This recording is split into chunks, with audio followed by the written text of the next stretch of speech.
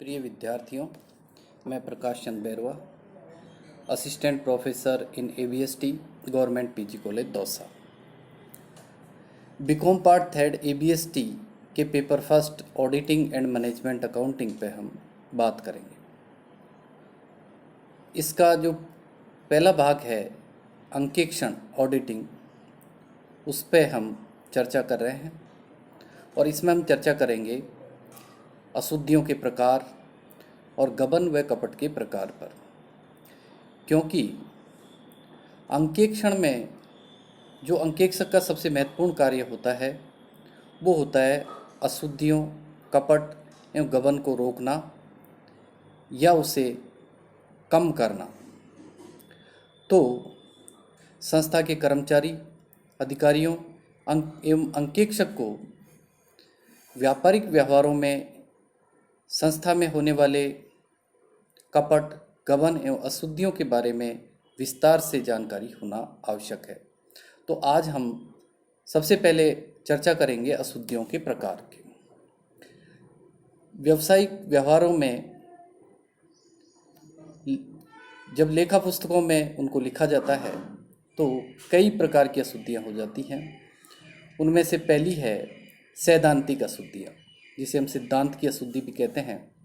इसको इस प्रकार समझ सकते हैं कि व्यापारिक व्यवहारों का लेखा कुछ निश्चित सिद्धांतों या नियमों के आधार पर किया जाता है। यदि उन सिद्धांतों और नियमों का पालन उन लेखा व्यवहारों को करने में नहीं किया जाता है और कोई अशुद्धि होती है, तो ऐसी अशुद्धियों को हम सैद्धांतिक अशुद्धियाँ या सिद्धांत की अशुद्धियाँ कह सकते हैं। इन अशुद्धियों के हम उदाहरण देख सकते हैं, जैसे पूंजीगत खर्चों को आयगत खर्चों में लिख दिया जाना या किसी आयगत व्यय की रकम को संपत्ति के खाते में लिख देना आदि हैं। इन गलतियों का या अशुद्धियों का तलपट के योग पर कोई प्रभाव नहीं पड़ता है, लेकिन इसका लाभ हानि खाते और चिट्ठे पर अवश्य ही प्रभाव पड़ता है। दूसरी अशुद्धि है वो है भूल की अशुद्धि। भूल की अशुद्धि यानी कि भूल जाना, किसी व्यवहार को लिखना ही नहीं। अब ये भूल की अशुद्धि न लिखने के कारण, भूल जाने के कारण होती है। भूल की अशुद्धि आंशिक हो सकती है अथवा पूर्ण भी हो सकती है। जैसे उदाहरण के लिए हम बात करें कि राम को रुपये 20,000 का उधार माल बेचा, लेकिन इसे विक्रय पुस्तक में लिखना भूल गए। ये पूर्ण भूल है। इसके विपरीत यदि हम बात करें, यदि इस विक्रय पुस्तक में तो लेखा कर दिया गया, लेकिन विक्रय पुस्तक में राम के खाते में लेखा नहीं किया गया, तो इसे हम आंशिक अशुद्धि या आंशिक भूल कहेंगे। पूर्ण भूल का तलपट पर प्रभाव नहीं पड़ता है और वो तलपट पर प्रकट नहीं होती है, लेकिन आंशिक भूल या अशुद्धि तलपट पर प्रकट हो जाती है। तीसरी अशुद्धि है क्षतिपूरक अशुद्धि। इसमें जब दो या दो से अधिक अशुद्धियाँ एक दूसरे के प्रभाव को तलपट पर प्रकट होने से छिपा लेती हैं, तो ऐसी अशुद्धियों को हम क्षतिपूरक अशुद्धियाँ कहते हैं। जैसे पहला है, राम को 2,000 रुपये से डेबिट करना था, लेकिन 20,000 रुपये से डेबिट कर दिया। और श्याम को 2,000 रुपये से क्रेडिट करना था, लेकिन उसे 20,000 रुपये से क्रेडिट कर दिया।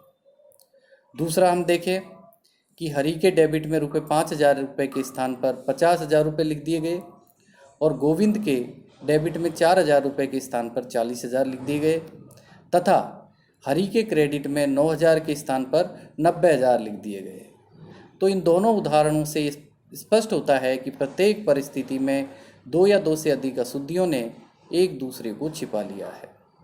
अब तलपट द्वारा इन गलतियों का पता नहीं लग सकता है, लेकिन फिर भी इनकी स्थिति ताश के घरों के समान होती है, और जैसे ही एक अशुद्धि या एक गलती पकड़ में आती है, तो अन्य सभी गलतियां भी शीघ्र ही प्रकट हो जाती हैं या पकड़ ली जाती हैं। चौथी अशुद्धि है दोहराव की अशुद्धि। लेखा पुस्तकों में जब कोई व्यवहार 2 बार लिख दिया जाता है, तो इसे दोहराव की अशुद्धि कहते हैं। यह अशुद्धि पूर्ण भी हो सकती है और आंशिक भी हो सकती है। यदि व्यवहार डेबिट और क्रेडिट दोनों पक्षों में 2 बार लिखा जाता है तो वह अशुद्धि पूर्ण अशुद्धि होगी, और यदि केवल एक पक्ष में 2 बार लिखा जाता है तो फिर इस अशुद्धि को आंशिक अशुद्धि कहते हैं। जैसे हरि से रुपये 5 लाख रुपए का उधार माल खरीदा और इसका क्रय पुस्तक में तो एक ही बार लेखा किया गया, पर हरि के खाते में 2 बार लेखा कर दिया गया, तो इस अशुद्धि को हम आंशिक अशुद्धि, दोहराव की अशुद्धि कहेंगे।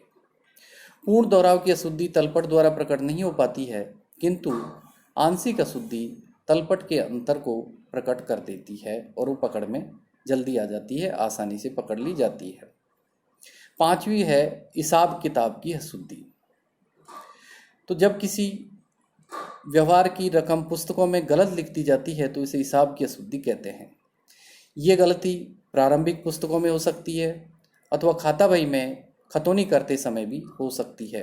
इसके उदाहरण देखें हम, जैसे जनरल या प्रारंभिक लेखों की पुस्तकों में कोई रकम कम या अधिक लिख देना अथवा 2 बार लिख देना, लेखे की पुस्तकों का जोड़ गलत लगाना अथवा योग को आगे ले जाने में गलती करना अथवा खाता बही में गलत खतौनी करना, ये सब हिसाब की अशुद्धियाँ हैं। प्राय ये अशुद्धियाँ तलपट के द्वारा प्रकट हो जाती है, लेकिन कभी जब इनका रूप क्षतिपूर्वक हो जाता है तो फिर ये तलपट में प्रकट नहीं हो पाती हैं।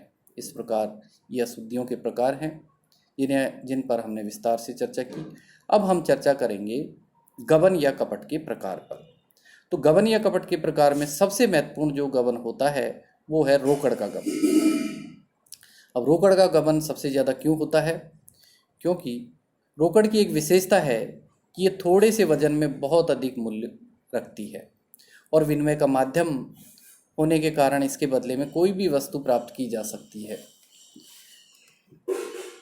किसी चोरी या गबन करने की इच्छा रखने वाले व्यक्ति की अधिकतम रुचि रोकड़ के गबन में ही होती है।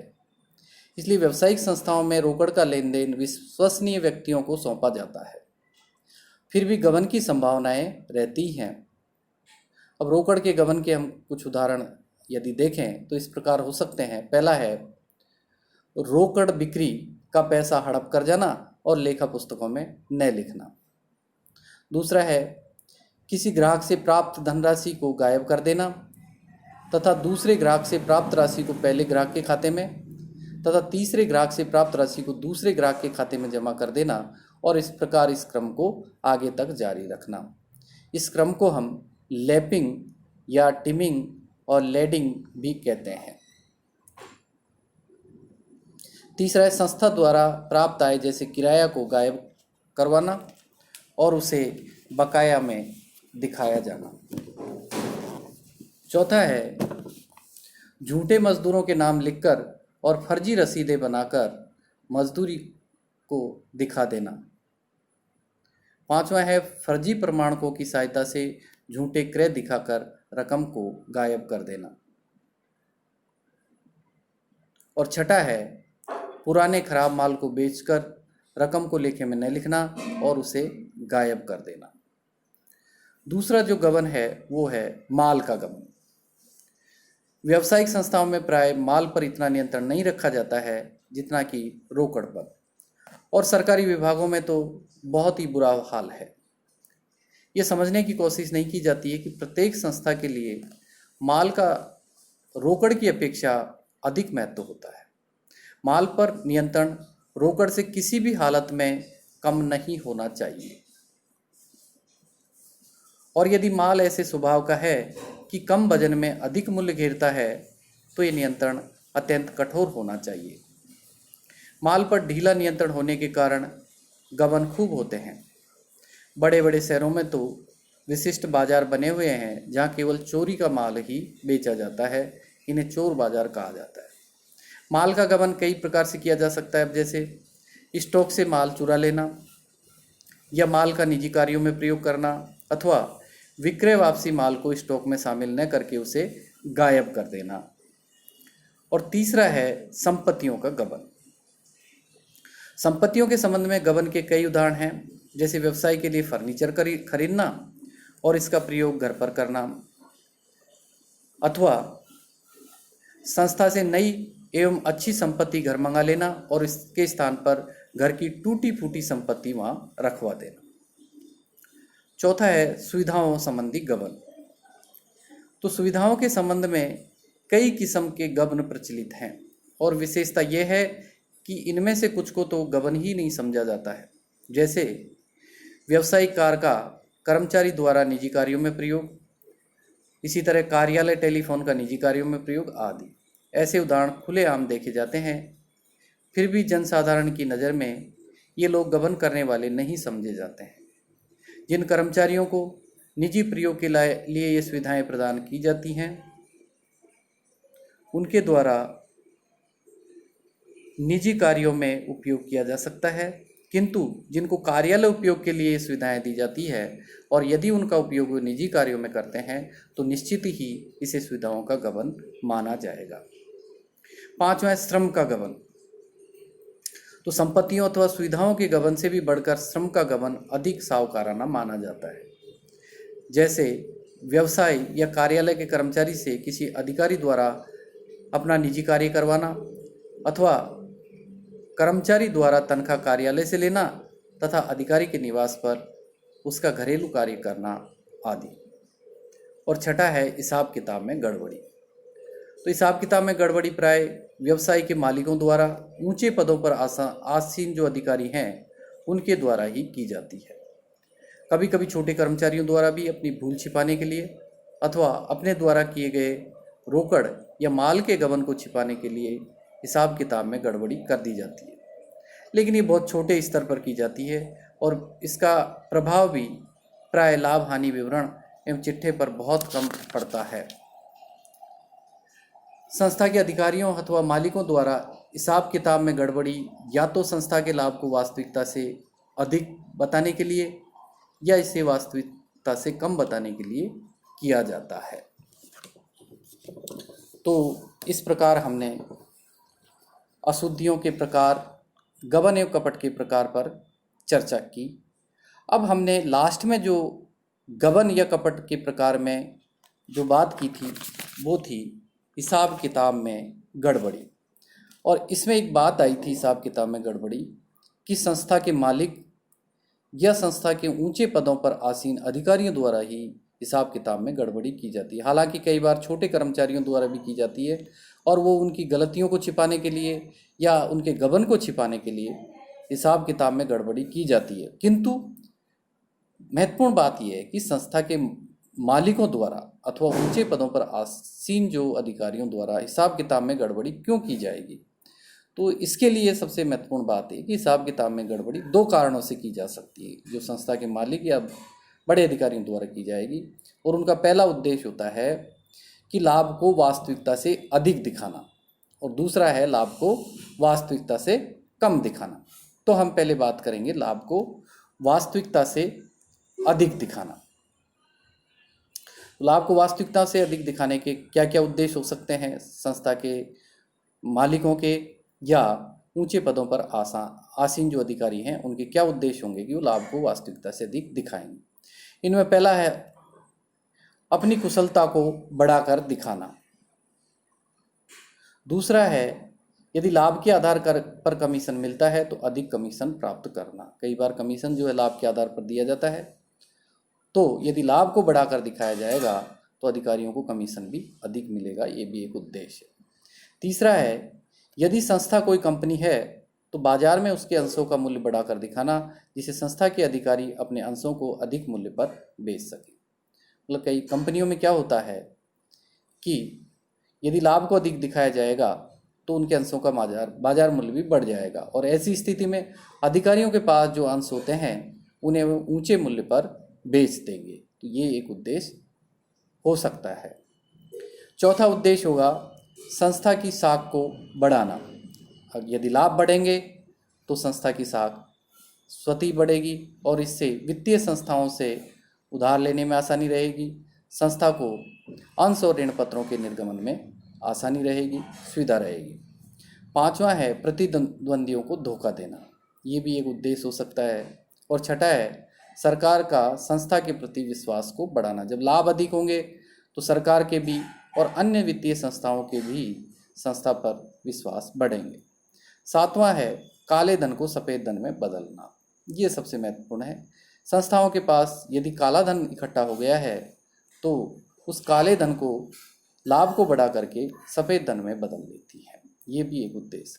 अब दूसरा है कि लाभ को वास्तविकता से कम बताने के क्या उद्देश्य होंगे, तो उसमें है यदि संस्था कोई कंपनी है तो उसके अंशों का बाजार भाव गिराना, जिससे संस्था के अधिकारी कम भाव में अंश खरीद सकें।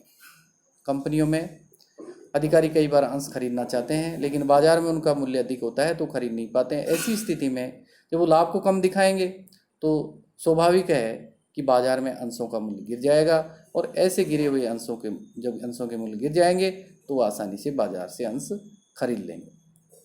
दूसरा है प्रतिद्वंदियों को गुमराह करने के लिए भी लाभ को वास्तविकता से कम दिखाया जाता है। तीसरा है सरकार को देय आयकर की चोरी करने के लिए। अब यहाँ ये महत्वपूर्ण है, आयकर जो दिया जाता है वो लाभ के आधार पर दिया जाता है। जब लाभ ही कम दिखाए जाएंगे तो फिर आयकर भी कम दिया जाएगा और आयकर की चोरी आसानी से की जा सकती है। चौथा है जनहित के नाम पर सरकार से सहायता प्राप्त करना। जब लाभ कम होंगे तो फिर संस्था जनहित के नाम पर सरकार से या अन्य संस्थाओं से सहायता प्राप्त आसानी से कर सकती है। और पांचवा है लाभांश का कम घोषित करना या बिल्कुल ही न घोषित करने के औचित्य को सिद्ध करना। कई बार संस्थाएं या तो लाभ घोषित करती ही नहीं है या बहुत कम लाभ घोषित करती हैं, लाभांश घोषित करती हैं। तो जब लाभ कम होंगे तो उस औचित्य को सिद्ध कर देती हैं कि लाभ ही कम हो रहे हैं तो लाभांश घोषित नहीं कर पा रही है, बहुत कम लाभांश घोषित कर पा रही है। तो इस प्रकार ये लाभांश को बढ़ा चढ़ा करके दिखाना, अधिक लाभ दिखाना संस्था का, उसका उद्देश्य भी हमने समझा और वास्तविकता से कम लाभ को दिखाने का उद्देश्य भी हमने समझे। अब हम लास्ट में एक बात कर लेते हैं कि हिसाब किताब में गड़बड़ी के कौन कौन से उपाय हो सकते हैं। तो हिसाब किताब में जो गड़बड़ी के महत्वपूर्ण जो उपाय हो सकते हैं वो निम्न है, इस प्रकार हो सकते हैं, जिनमें पहला है स्थायी संपत्तियों का मूल्यह्रास न काटना, कम काटना या फिर अधिक काटना। इस प्रकार से भी हिसाब किताब में गड़बड़ी की जा सकती है। दूसरा है संपत्तियों तथा दायित्वों को कम अथवा अधिक मूल्य पर दिखाकर भी हिसाब किताब में गड़बड़ी की जा सकती है। तीसरा है झूठे क्रय विक्रय अथवा अधिक क्रय विक्रय वापसी को दिखाकर भी हिसाब किताब में गड़बड़ी की जा सकती है। चौथा है आयगत खर्चों को पूंजीगत दिखाना तथा पूंजीगत खर्चों को आयगत दिखाकर भी हिसाब किताब में गड़बड़ी की जा सकती है। पांचवा है अगले वर्ष की आय को चालू वर्ष में दिखाना तथा चालू वर्ष की अर्जित किंतु प्राप्त न हुई आय को न दिखाना। और छठा है किसी आय को पुस्तक में न दिखाना और प्राप्त रकम का रिश्वत देने आदि अवैधानिक कार्यों में प्रयोग करना अथवा किसी आमदनी को एक से अधिक बार दिखाना और उतनी ही रकम से संस्था की संपत्तियों का झूठा क्रय दिखाना। तो इस सब प्रकार से जो है इनसे हिसाब किताब में गड़बड़ी की जा सकती है। तो इनको हमें समझना चाहिए, इनका ध्यान रखना चाहिए। तो इस तरह ये आज के लिए इतना, बहुत आप सभी का धन्यवाद। इसे देखें, पढ़ें, धन्यवाद।